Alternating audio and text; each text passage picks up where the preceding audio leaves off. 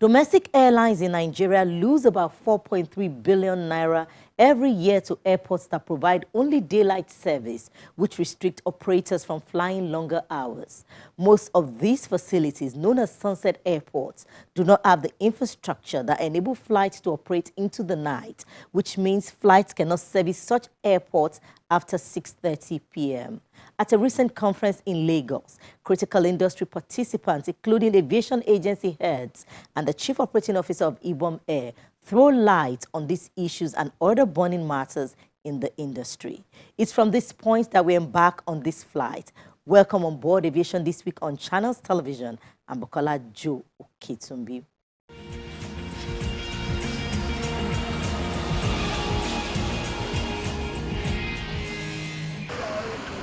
Domestic airports, as the name implies, only offer domestic services, that is, flights within the same country. Such airports have short runways compared to international airports. According to statistics from FAN, 11 airports in its network operated domestic flights in 2021, and over 5 million passengers traveled through between January and June 2021. Flights operate onto airports in Nigeria day and night, but some airports do not receive flights beyond 6 p.m. Out of 22 airports managed by FAN, only Abuja, Port Harcourt, Benin City, Enugu, Kano and Kaduna airports have airfield lighting to enable flights land and take off on or after 6:30 p.m., while others are referred to as daylight airports. The issue of sunset airports and its economic implications is a topic of discussion at this event, which draws together critical stakeholders in the industry. Taking the podium here is the first speaker, asking the Nigerian government to take a cue from what happens elsewhere with 24-hour operations. The first group consists of stakeholders and players who have been calling for more airports to operate from sunrise to sunset, like Owerri. The second group opines that airports that can carry out 24 hours operations should be improved. And the third group believes that some airports should continue to operate at sunset standards. Take cues from developed nations throughout the globe.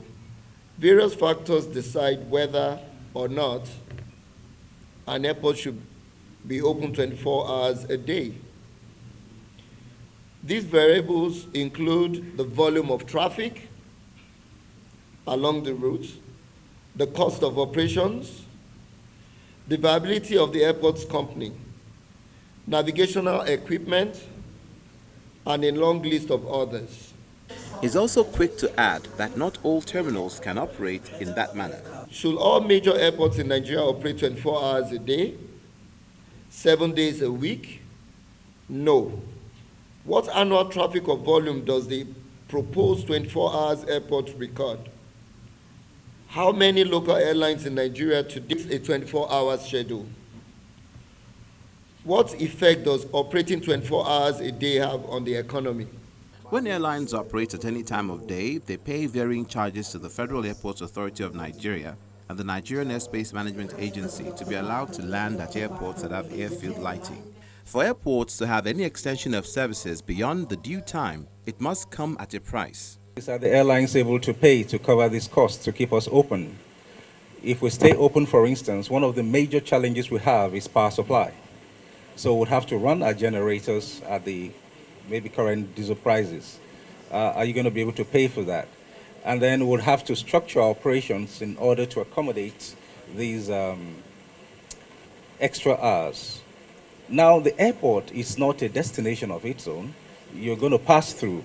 Do we have the system to process passengers beyond the airport into the city and into the other places they're going to go? The answer is no. I was in Kano I was supposed to leave Lagos on Monday. I was at the airport by 7 p.m. We didn't leave till about 2 a.m. So we arrived Kano at about after 3 a.m.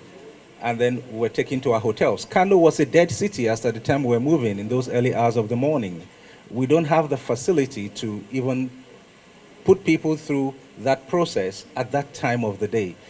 Other participants lend their voice on what can be done.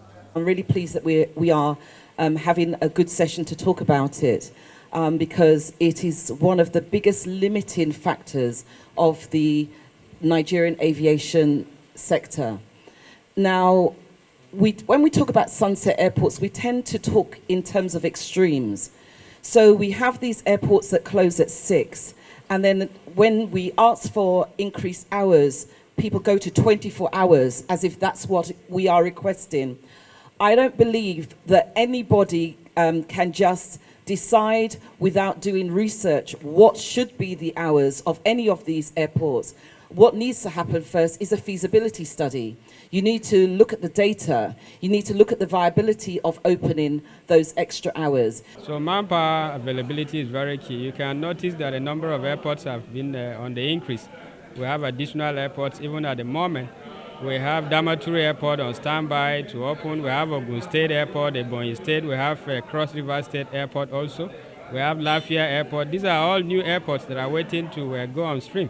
And when you have them operational, they have to be manned by these professionals. So manpower is very, very key.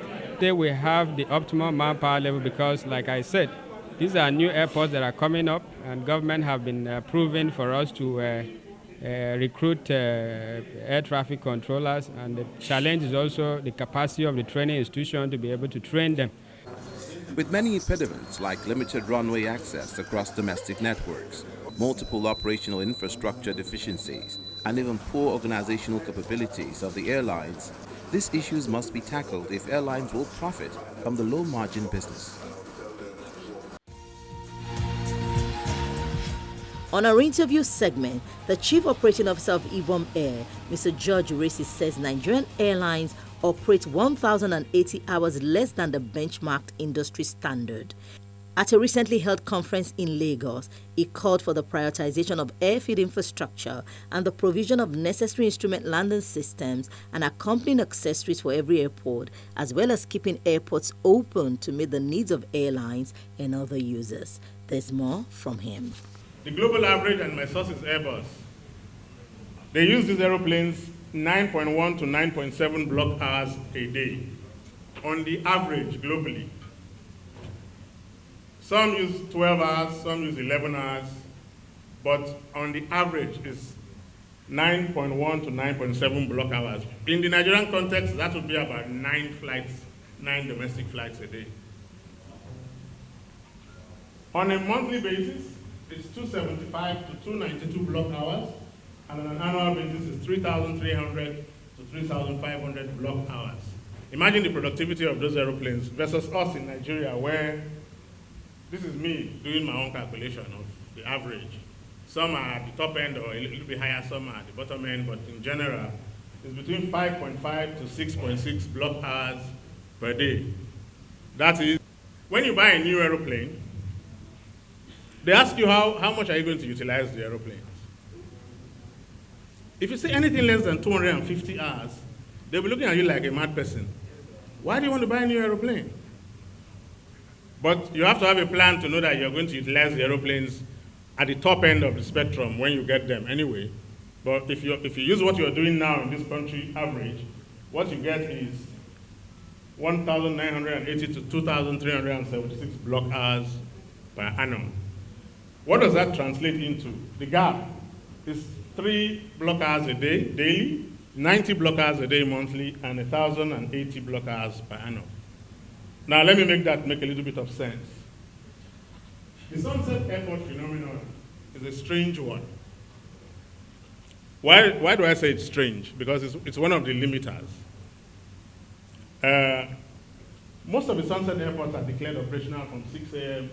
or 7 a.m. until 6, 7, or in some cases 8 p.m. But what is strange is that if you go and look at the information, all of them declare they are, at the same time, most of them are declared to have the productivity limitations. Limited operational hours at several airports in our system. The vast majority of our airports offer the airline limited operational hours from the time you are planning your schedule. You can't plan it optimally. The effect of this is that you have only daylight ops, and these daylight ops are under certain conditions. You cannot schedule your flights based on it is Harmattan and we are not likely to have weather, or it's summer, we will likely have weather. You publish your schedule because you want to maximize. If you want to take Harmattan into consideration, there are times during Harmattan that for a week you can't go into airports like Calabar. Why we can't utilize the aeroplanes very well. But if the nav aids in Calabar or the nav aids anywhere in the country were just basically working, what is Harmattan? You fly. 50,000 naira a passenger, at about 67 passengers a flight, which is, for some airlines, absolutely very low. But even at that would be 4 million naira revenue per flight. That would give you 12 million in a day. If you do these 3 flights that we are unable to do now. And in a month, it's 90 flights, and that's 360 million naira off the table for that aeroplane. And in a year, it's 1,000 plus minus flights, and it's 4.3 billion naira per aircraft. So look at an airline with 5 aeroplanes in its fleet. Take 4.3 billion times 5 a year. That's 21.5 billion naira that the airline couldn't even pursue. But imagine what that means to the entire system. To my colleague here in SACO who provides services for me, imagine what that means to you. FAN, what does that mean to you in terms of passenger numbers, in terms of PSC, people in the feet on the ground, going into your shops, etc., and buying stuff. NAMA, NCAA, AIB. On a daily basis, it's significant. On a monthly basis, it's plenty. On a per annum basis, it's huge. And remember that I gave you very minimal numbers.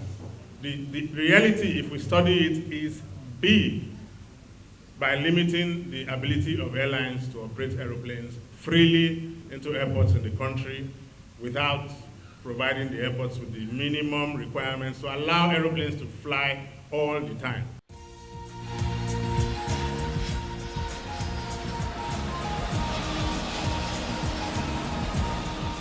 Newsflash takes up with a suggestion for the establishment of a bank of aviation which would make access to foreign exchange by airlines easier. This is coming from the Director, Center for International Advanced and Professional Studies, Professor Anthony Kila. He added that Nigeria's aviation industry in the country is bedeviled with myriads of crises, and the shutting down of airlines signified a bad omen for the country. I propose today that it is time we start thinking of a bank of aviation. A bank that is dedicated to the gathering, management, and provision of funds and niche product for the aviation market. That is owned by stakeholders and investors. The problem of maintenance of equipment, acquisition of aviation fuel, development of human capital, deployment of global distribution systems. These are global problems that requires idea but involve money. All these things, because somebody says aviation is never local but global, are done in Forex. Created to generate income. They are created to manage, to make sure that flights are safe, to make sure that customers are not ripped off. For the benefit of customers and the general good, regulators should be able to forego some of their revenue in order that the market expands. It's a very clear thing in terms of strategy of governance. When Aviation This Week returns, JetBlue wins the bid for Spirit Airlines. That's in a moment. Do join us again.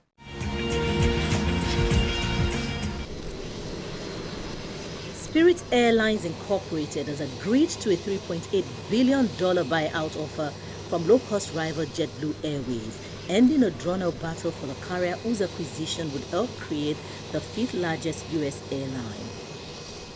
The victory for JetBlue comes after Spirit cancelled its $2.7 billion sale to Frontier Group Holdings, but the potential combination is expected to kick off a fight with antitrust regulators.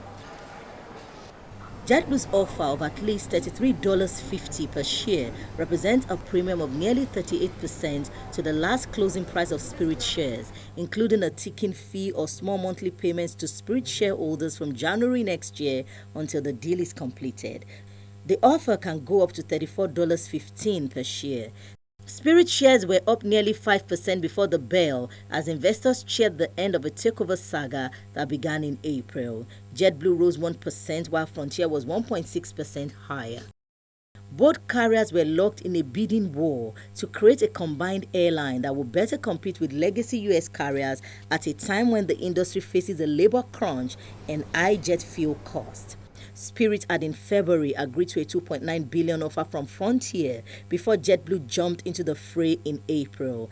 Despite JetBlue's better terms, Spirit had pushed for a merger with Bill Franke-backed Frontier, citing antitrust concerns with a potential JetBlue tie-up. But it could not muster investor support for the deal and was forced to delay a shareholder vote on the proposed acquisition 4 times.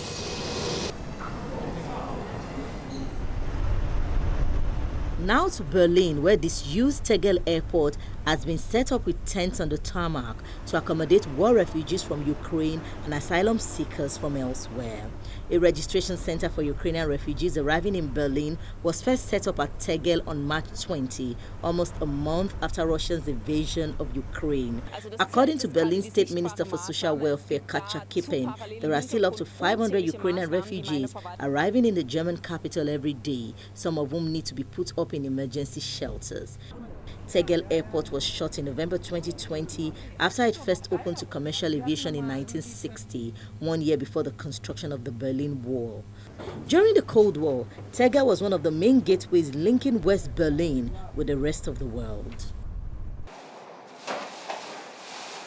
Ground staff at Deutsche Lufthansa went on strike last week, prompting the cancellation of more than 1,000 flights and adding to travel disruptions during the busy summer travel season. Labor union Verdi had called for the walkout over its demand for a 9.5 pay hike for around 20,000 workers. The move has caused Lufthansa to cancel nearly all flights at its Frankfurt and Munich hubs.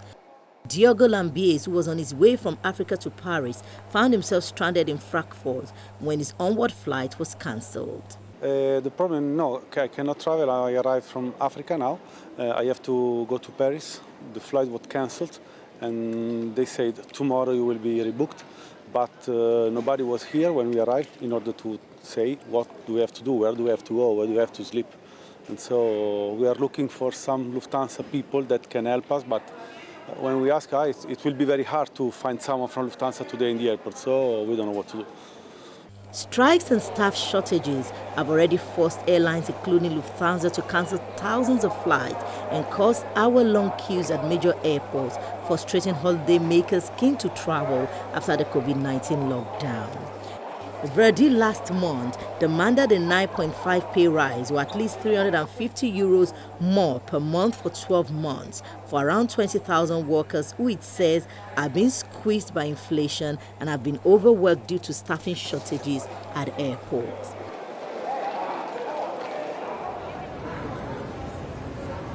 In the United States, summer travelers are facing mounting flight cancellations as demand rises and the industry tries to rebuild staff levels after thousands of workers left during the COVID-19 pandemic. There are shortages throughout the entire system, from air traffic control to pilots to baggage handlers to ticket agents to you name it, including TSA and the pre-check systems. U.S. airlines have cut about 15% of planned summer flights, an airline trade group said last month. Well, right now we're experiencing a bit of a perfect storm. We've got severe thunderstorms, of course, during the summer season. A lot of the carriers, I think, are doing their utmost to reduce their flight schedules to really lessen the harm for consumers all over the world. But we're talking 3-hour delays, at customs, at border patrol, at passport control, and ticket agents. People are arriving at 2:30 a.m. for a flight in Dublin at 9 a.m. So it's a difficult time for the air traffic control system, for the airlines, but more importantly for the consumer. Pilot strike took a toll, such as Delta pilots' protests in Newark Airport and Scandinavian Airlines SARS. London Heathrow's airport apologized for unacceptable service in recent weeks, with long queues and delays for those with reduced mobility and baggage issues, as it struggled to cope with 40 years of passenger growth in 4 months.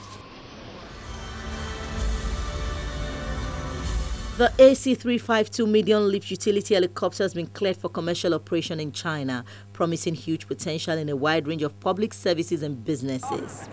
At the ceremony held in the capital of Heilongjiang Province, the Civil Aviation Administration of China granted the Aviation Industry Corps of China, Harbin Aircraft Industry, the approval certificate for the helicopter. The approval marked the successful completion of research and development and flight testing of the helicopter, giving AVIC the green light for mass production and delivery of AC-352 to users. The AC-352, China's first 7-ton class helicopter, was jointly developed by AVIC and Airbus Helicopters in 2006. It made its maiden flight in December 2016 in Harbin. The state-owned aviation conglomerate said the AC-352 is one of the most comfortable and environment-friendly medium-sized helicopters in the world.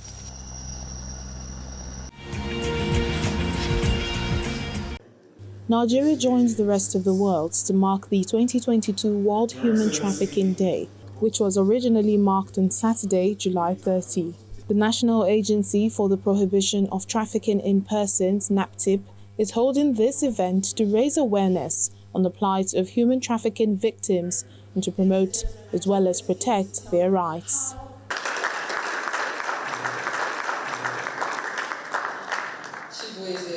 Conversation here centers on the strategies that should be adopted to address the menace. The agency has set up a cybercrime task team that is dedicated to tackle online crimes. In the same vein, we'll conduct joint investigations with Interpol's National Center Bureau in Nigeria. While signing agreements with other countries within Africa to combat this crime, the federal government has also empowered NAPTIP to regulate travel agents. In order to ensure the safety of Nigerians, especially those genuinely seeking labor opportunities outside the country, the federal government's standard procedure for international recruitment and NAPTIP's trafficking in persons control of activities of organizations and centers regulation of 2019 empower NAPTIP to regulate, control, and issue clearance certificates to travel agents, tour operators, and intending travelers for educational, excursion, recruitment of labor, sporting activities, cultural and musical excursion or competitions. The U.S. government has also applauded the Nigerian government for making some progress in ending human trafficking. You may have heard of the announcement of the 2022 U.S. Government Trafficking in Persons Report. Nigeria maintained its status at Tier 2 and made excellent progress in addressing recommendations from previous years. NAPTIP and their partners deserve a round of applause for all their hard work in addressing these long-standing and difficult issues. We've witnessed more community engagement regarding these challenges among civil society, law enforcement, and the media, which truly is required in a national response. NAPTIP continues to urge Nigerians to look out for red flags and ask questions whenever juicy overseas offers are made. This is our curtain call on the program, and I leave you with this quote. Aviation is proof that given the will, we have the capacity to achieve the impossible. Bye for now. I'm Bukola Jo Kitsumbi.